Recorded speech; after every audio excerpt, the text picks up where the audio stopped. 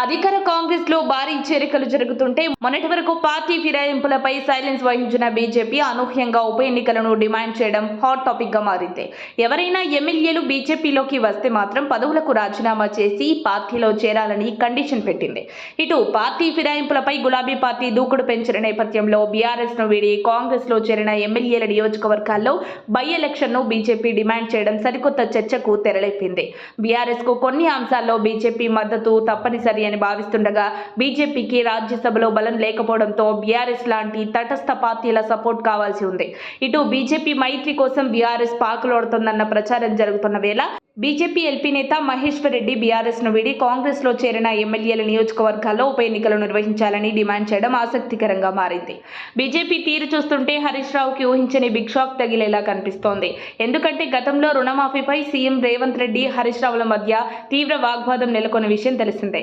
అయితే రైతులకు ఒకేసారి 2 లక్షల రుణమాఫీని కాంగ్రెస్ ప్రభుత్వం అమలు చేస్తే తాను రాజీనామా చేస్తానని హరీష్ రావు ఆవేశపూరితంగా ఛాలెంజ్ చేశారు. అయితే హరీష్ రాజీనామా అంశాన్ని సీరియస్ గా తీసుకున్న రేవంత్ ఎలాగైనా సరే రుణమాఫీని ఆగస్టు 15లోగా చేసి తీరాలని సీఎం రేవంత్ కసిగా ఉన్నారు. గత నెల రోజులుగా రుణమాఫీపై కసరత్తు చేసిన రేవంత్ సర్కార్ ఇప్పుడు ఆ దిశగా ప్రయత్నాలు ముమ్మరం చేసింది. అందులో భాగంగానే ఈ నెల 18 నుంచి తెలంగాణ ప్రభుత్వం 2 లక్షల రైతు రుణమాఫీ చేయనున్నట్లు మార్గదర్శకాలు విడుదల చేసింది. రుణమాఫీకి రేషన్ కార్డు ప్రామాణికంపై ప్రతిపక్షాలు విమర్శలు చేస్తున్నాయి. అయితే రుణమాఫీకి రేషన్ కార్డు నిబంధనపై ముఖ్యమంత్రి రేవంత్ రెడ్డి క్లారిటీ ఇచ్చారు. కలెక్టర్ల సదస్సులో రుణమాఫీపై మాట్లాడిన సీఎం రేవంత్ రెడ్డి భూమి పాస్బుక్ ఆధారంగానే కుటుంబానికి 2 లక్షల పంట రుణమాఫీ చేస్తామన్నారు. కేవలం రైతు కుటుంబాన్ని గుర్తించడానికి మాత్రమే రేషన్ కార్డు నిబంధన అని స్పష్టం చేశారు. ఏదేమైనా రైతు రుణమాఫీ జరగడం ఖాయమని తెలుస్తోంది. ఇప్పుడు రేవంత్ దెబ్బకు హరీష్ రావు ఆగమాగమవుతున్నాడు. బీజేపీలోకి హరీష్ రావు చేరనున్నట్లు కొంతకాలంగా ప్రచారం జరుగుతోంది. ఈ సందర్భంలోనే రేవంత్ కూడా రుణమాఫీ అమలు చేయడం హరీష్ రావు ఎమ్మెల్యే పదవికి ఎసరుపడేలా ఉంది. ఎందుకంటే బీజేపీలోకి చేరాలంటే రాజీనామా చేసి పోవాలి.